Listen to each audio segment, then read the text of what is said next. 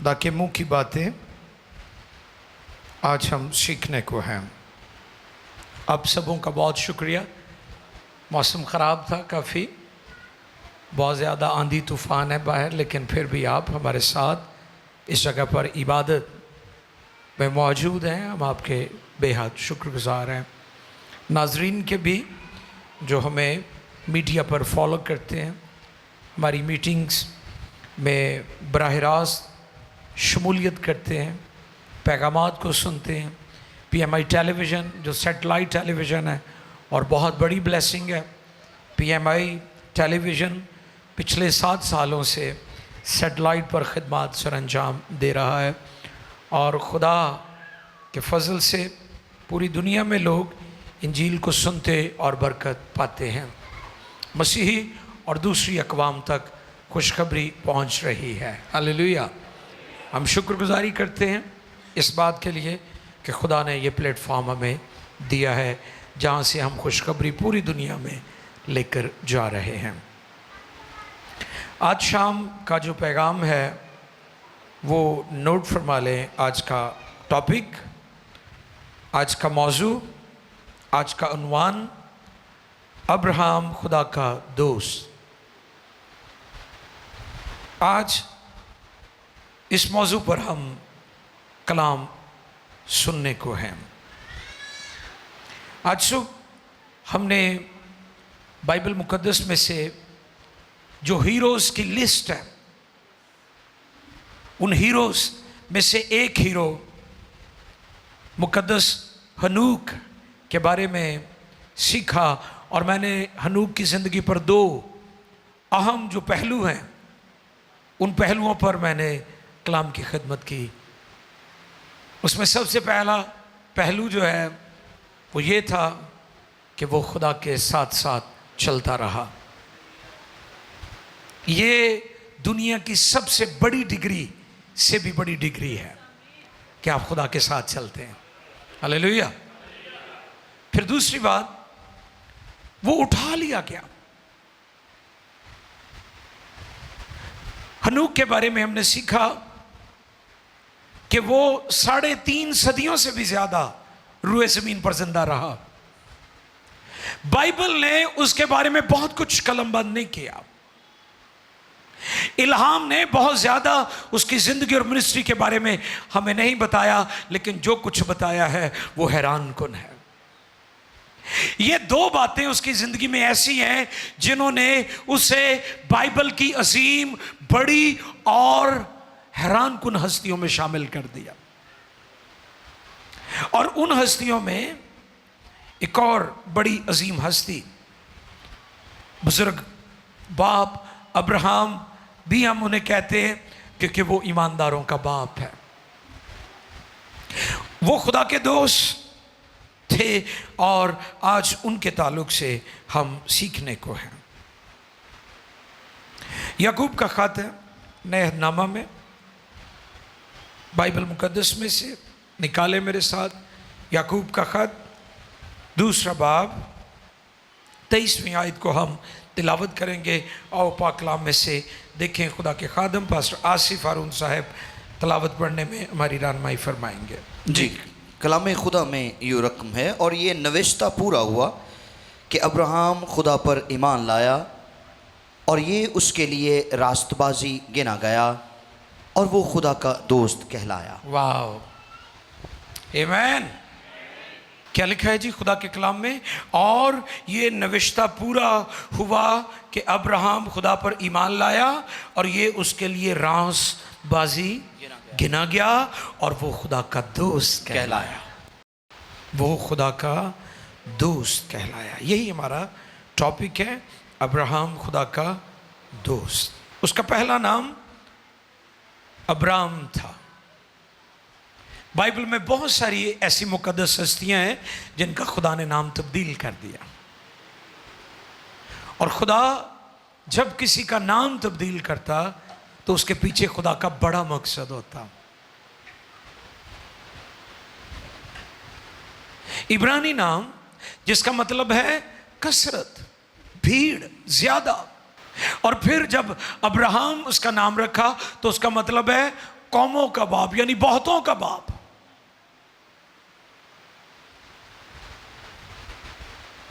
उसकी जिंदगी से जुड़े हुए वाकयात हैरान कुन है, इसलिए तो वो ईमानदारों का बाप कहलाया। हैरान कुन,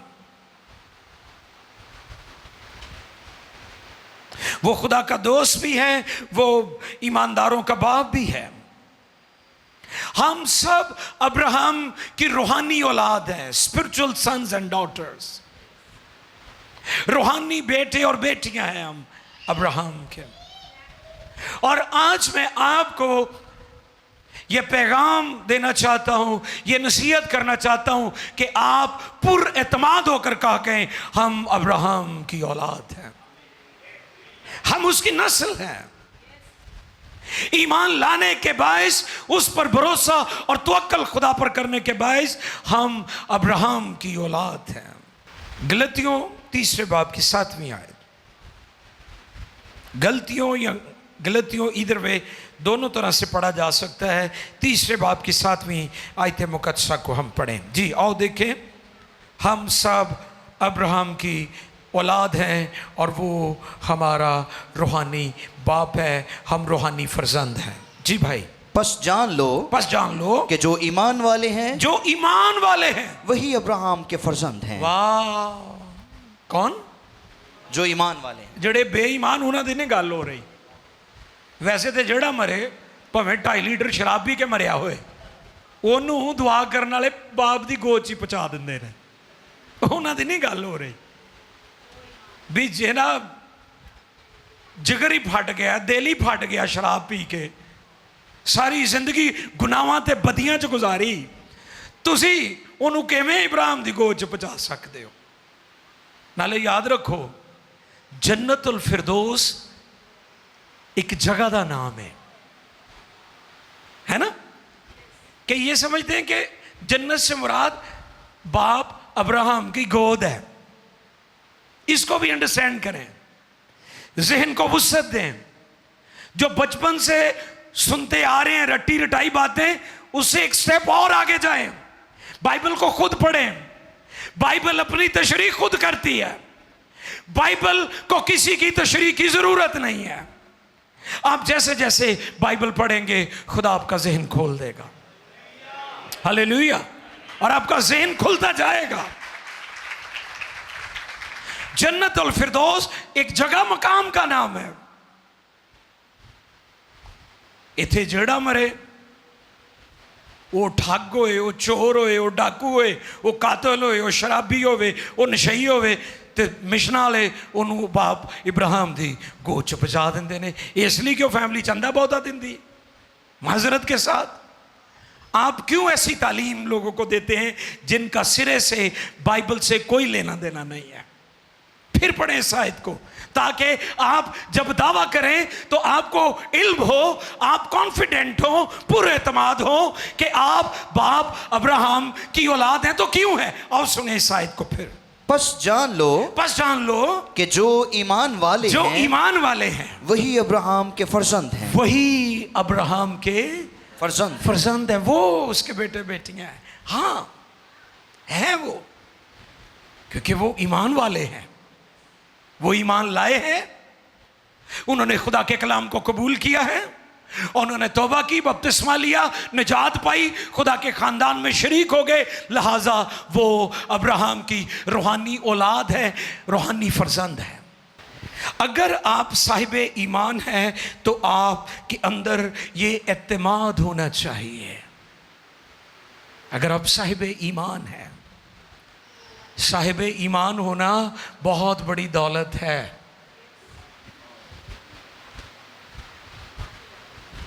जिस शख्स के पास ईमान नहीं है वो दुनिया का गरीब तरीन शख्स है। और बाइबल में मुकाशफा की किताब में लिखा है कि तू अपने आप को दौलतमंद समझता है, पर तू गरीब है, खज्जल है, तू गरीब शख्स है, तू नंगा है। इसलिए अगर आपके पास ईमान की दौलत है, कई लोग बच्चों को बच्चों के लिए बहुत कुछ करते हैं, अच्छी बात है, और माँ बाप करना चाहते हैं और करना चाहिए कि वो अपने बच्चों को बेस्ट दे। लेकिन बहुत सारे लोग कई दफ़ा ईमान को पीछे छोड़ देते, हर नाजायज़ तरीका, शॉर्टकट तरीका ढूंढकर वो ना ईमान की परवाह करते, ना खुदा की परवाह करते, दौलत जमा करते। माँ बाप दौलत जमा करते करते कुबड़े हो जाते हैं बेचारे, और औलाद जो है तबाही कर देती उसी रुपए पैसे की, उस मेरास की। बच्चों को सबसे बड़ी दौलत जो देनी है वो ईमान की दौलत दें। हालेलुया, ईमान की दौलत।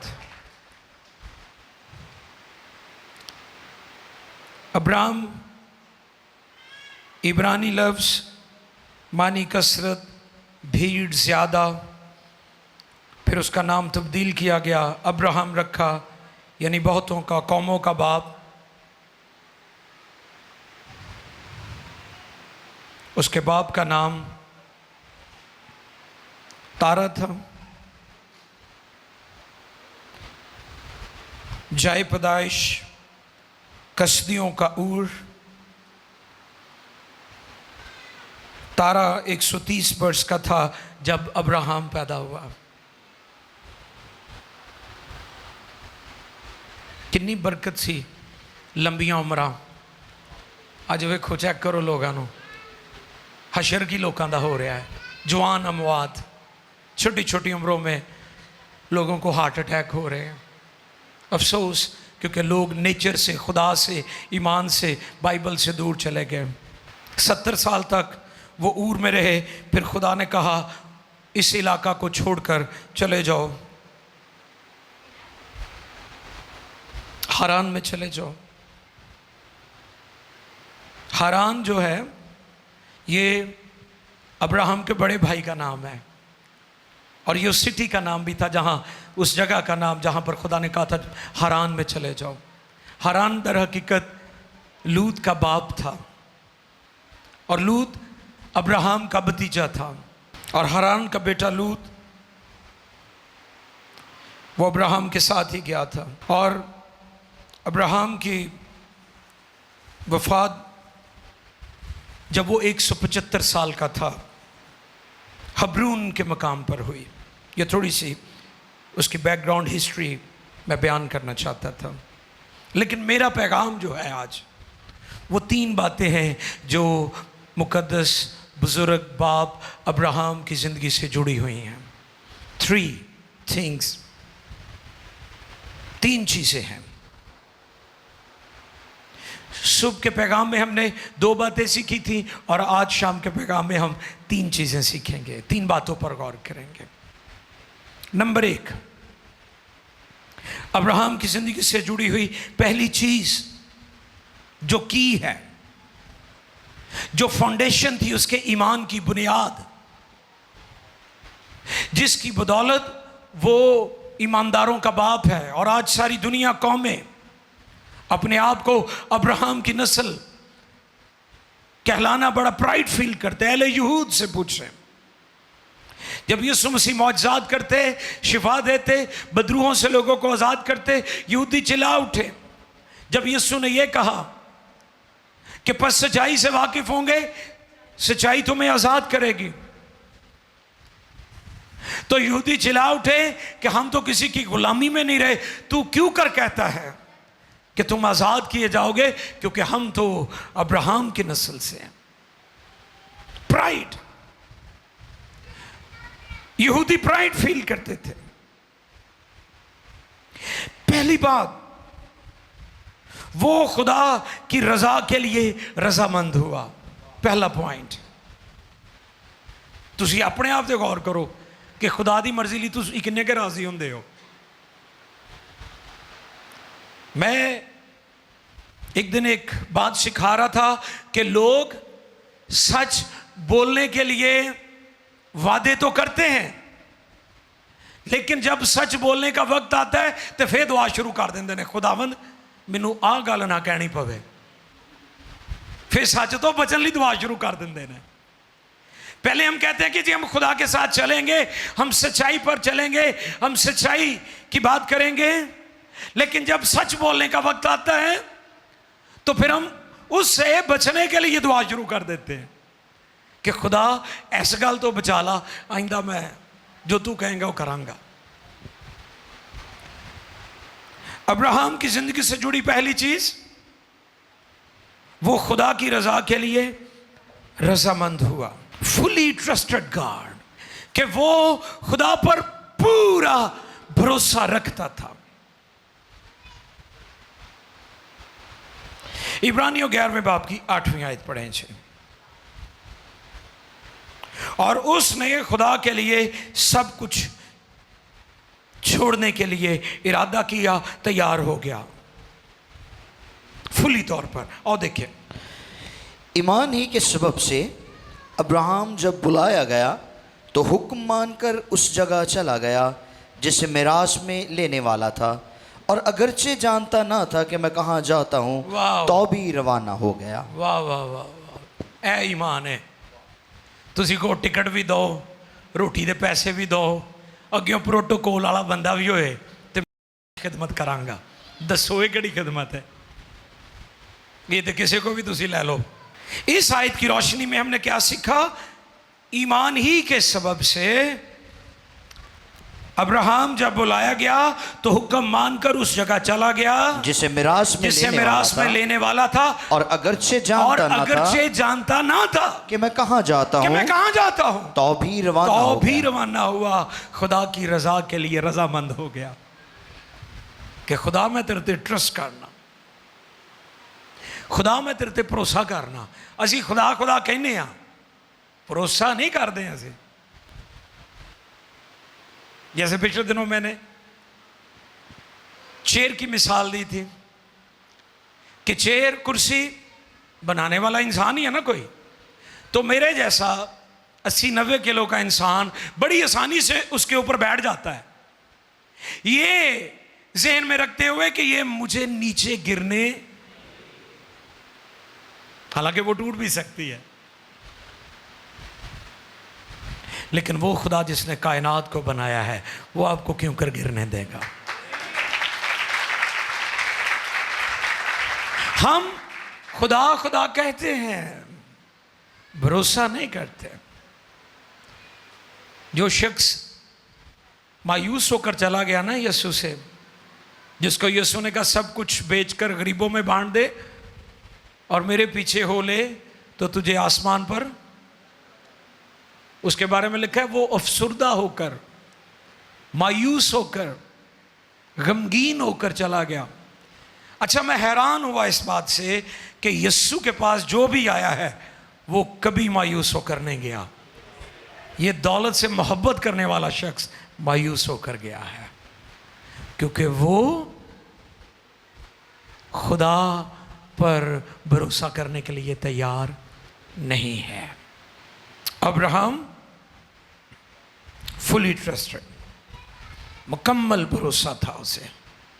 हालांकि जो आयत मुकद्दसा हमने पढ़ी उसमें लिखा है अगरचे जानता ना था कि कहाँ जाता हूँ। वाह, ये थी खूबी इन अजीम हस्तियों में। हमने इनके किरदार को अपनी जिंदगी में अपनाना है, हमने इनके करैक्टर को अपने करैक्टर में लेना है, फिर देखें आपके किरदार में तब्दीली कैसे आएगी। उसने खुदा की रजा के लिए, वो खुदा की रजा के लिए रजामंद हुआ। 1800 किलोमीटर का सफ़र कितना बनता दसो भला? किधर नू जाइए? कराची नू जाइए तो 1100 मेरा ख्याल इतों बनता है, या 1100-1200, 1.5, यानी कराची जाके फे अद्धा सखर जिन्ना तुसी अगे फे जाओगे। इन्ना सफ़र करना सी ते बुढ़ा बंदा सी, ऐ भी गल है, बुजुर्ग था, लेकिन क्योंकि उसका भरोसा खुदा पर था, तो जिनका भरोसा खुदा पर होता है वो बूढ़े भी हों, कमज़ोर भी हों, खुदा उन्हें जोर बख्श देता है। 1800 किलोमीटर का सफ़र उसने किया, 1800 किलोमीटर।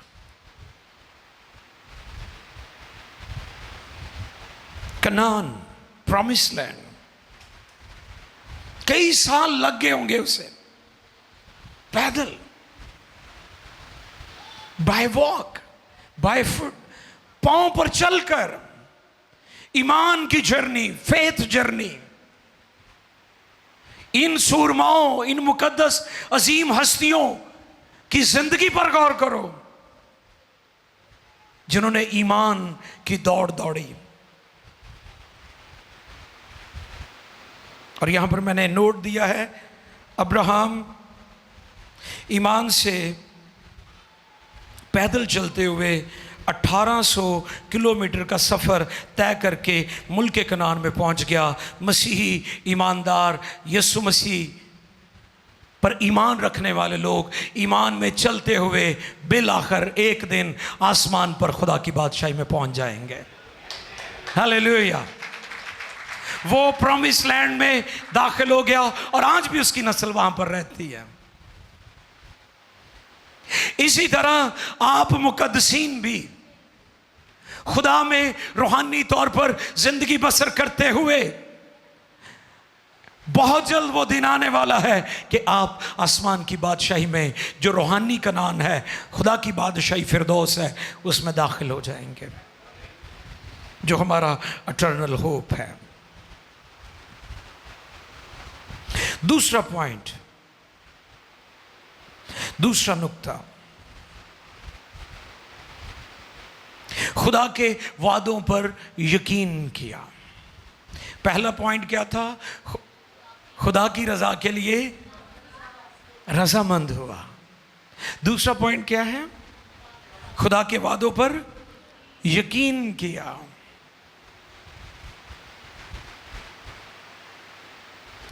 क्या यकीन किया? 75 साल की उम्र में उसने दुआ की कि खुदावन, अब तो मैं बूढ़ा हो रहा हूं, तू मेरी दुआ सुन ले, मुझे औलाद दे। तो खुदा ने कलाम किया, ठीक है, मैं तुझे औलाद दूंगा, दुनिया और कौमों को तेरे सुलभ से पैदा होने वाले बच्चे के जरिए से बरकत दूंगा। यानी तेरा बायोलॉजिकली जो बच्चा होगा, बेटा होगा, उसके जरिए से मैं तुझे बरकत दूंगा और दुनिया और कौमें उसके वसीला से बरकत पाएंगे। फिर उसे 25 साल उसका इंतजार करना पड़ा। कितने? ऐसे तो काले पै जाने, ऐसी खुदा ते यकीन ही नहीं करते। अक्सर मेरे पास लोग आते हैं, भाई साहब दुआ करो खुदा ना बच्चों को बरकत दे। मैं शादी कितनी देर न हुई जी? साल के हो गया, 6 महीने हो गए ने। तो कह खुदा देगा, जरूर देगा। अब्राहम को 25 साल इंतजार करना पड़ा, वादे के बाद भी। प्रॉमिस कर दिया, उसके बाद भी 25 साल उसे इंतजार करना पड़ा। अच्छा, वो अकेला ही नहीं था ऐसा, उसकी बीवी भी बड़ी ईमानदार थी। आओ देखें जरा, इब्रानियों 11:11 पढ़ें जी। बीवी का ईमानदार होना बड़ा जरूरी है। ईमान ही से सारा ने भी सिनेयास के बाद हामिला होने की ताकत पाई, इसलिए कि उसने वादा करने वाले को सच्चा जाना। वाह! सारा ने वादा करने वाले को, उसे पता था सारा को कि जिस खुदा ने वादा किया है वो सच्चा है, वो सादिकुल कौल है, वो झूठ नहीं बोलता। दुनिया तो बातें करती होगी, हुण तुसीं बुढ़े हो गए हो, अब कोई उम्मीद नहीं है। मेडिकल साइंस, मेडिकल की बातें लोग करते होंगे, ऐसे करते हैं लोग। लेकिन ऑलमाइटी गॉड, खुदा कादर मुतलक सब कुछ कर सकता है। हम साइंस, मेडिकल पर यकीन रखते हैं कि खुदा ने उन्हें बड़ी हिकमत दी है, लेकिन जहां पर इंसान की हिकमत और अक्ल खत्म हो जाती है, हमारा खुदा वहां से शुरू कर लेता है। हमारे खुदा की कुदरत वहां से शुरू होती है जहां पर इंसान की अक्ल खत्म हो जाती है। अब्राहम सिर्फ खुद ईमानदार नहीं था, उसकी बीवी भी रासबाज थी। अगर दोनों मियाँ बीवी रासबाज हैं तो फिर उनकी बरकतें रुकती नहीं, उनको मिल जाती हैं। मैंने पिछले दिनों एक थॉट शेयर किया था कि जिस घर च लड़ाई होए उत्थे बरकत नहीं टिकती, उत्थे सरफराजी नहीं आती। यूक्रेन रूस की लड़ाई हो रही सी, जंग के दौरान किसी बिजनेसमैन ताजर इन्वेस्टर ने अपनी दौलत यूक्रेन इन्वेस्ट नहीं की, क्योंकि उत्थे लड़ाई हो रही सी। तो दसो जेड़े घर च लड़ाई हुंदी आ उत्थे बरकत ते तरक्की किवें आएगी? इसलिए अब्राहम और उसकी बीवी दोनों ने इस बात का यकीन किया कि जो वादा करने वाला है वो सच्चा है। खुदा के वादों का यकीन करें, उसके वादों पर शक न करें।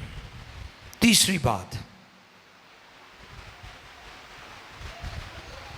फर्मा बरदारी, हुक्म माना, ओबीडियंट। पैदाइश 12वें बाब की 4थी आयत। जी भाई जी तिलावत कीजिए प्लीज।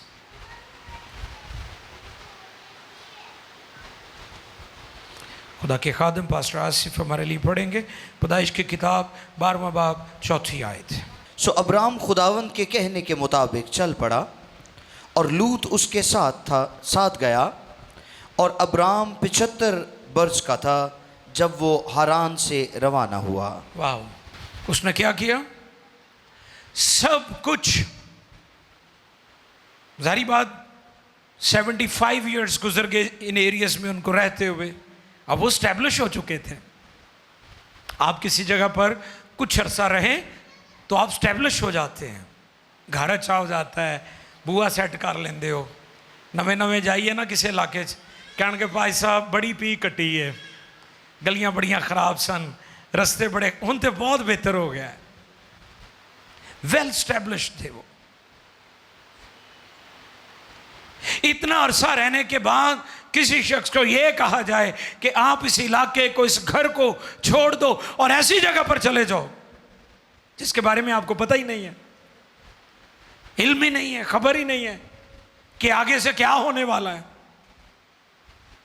तो फिर ये ईमानदारी कर सकता है, बेईमान शख्स नहीं कर सकता। ताबेदारी, फरमाबरदारी। और कैसी ताबेदारी, फरमाबरदारी कि खुदा ने 75 साल की उम्र में वादा किया, तकरीबन 100 साल का था जब उसे बेटा दिया, और फिर जब बेटा पैदा हो गया तो फिर खुदा उसे आजमाता है और क्या कहता है? तू अपने बेटे को कुर्बान कर दे। क्या कर दे? कुर्बान। वाह, बुढ़ापे दी औलाद ते फिर बचपन च भी नहीं मंगी। चलो छोटा हुंदा ही किते मंग लैंदा ना खुदा, तो इंसानी अकल ये कहती है कि आसान हो जाता है। लेकिन वो लड़का जड़ा 75 साल च खुदा कलाम करता है, 100 साल की उम्र च जाके औलाद दिंदा है, उस तो बाद उन्होंने पालदा है, पालन तो बाद खुदा कहता है कि इनू हुण कुर्बान कर दे। तो फिर ऐसे थोड़ी आज हम सब जो ईमान वाले हैं अब्राहम को अपना बाप कहते हैं, क्योंकि उसका ईमान बहुत बड़ा था, उसने ईमान की बड़ी बड़ी कीमतें अदा की थी, इसलिए हम उसे अपना बाप कहते हैं। देखिए खुदा के कलाम में से इब्रानियों 11वें बाब की 17 आयत, 11वें बाब की 17 आयत। ईमान ही से अब्राहम ने आजमाइश के वक्त जी इसहाक को नजर गुजराना, वाह, और जिसने वादों को सच मान लिया था जी, वो उस इकलौते को नजर करने लगा। वाह, उसने वादों को सच मान लिया था, वो चला गया, शिकवा नहीं किया, बुड़बड़ाया नहीं। असी कर तो दिने कई दफ़ा खुदा दे हजूर चीज़ां पेश, लेकिन दिने बड़बड़ा गई है, औखे हो गए ने किन्ने दा यकी भी असी औखे होके दिने हैं। लेकिन उसने न शिकवा किया न बुड़बड़ाया, बल्कि उसने यकीन किया, क्योंकि वो जानता था कि अगर मैं इसे कुर्बान कर भी दूंगा तो खुदा इसे मुर्दों में से जिंदा कर देगा। हालेलुया, ये ईमान था उसका। तो 3 बातें आज हमने सीखी। कौन कौन सी? खुदा की रजा के लिए रजामंद हुआ, दूसरा खुदा के भरोसा किया उसने, वादों का यकीन किया, और तीसरा खुदा की फर्माबरदारी की। आओ झुके।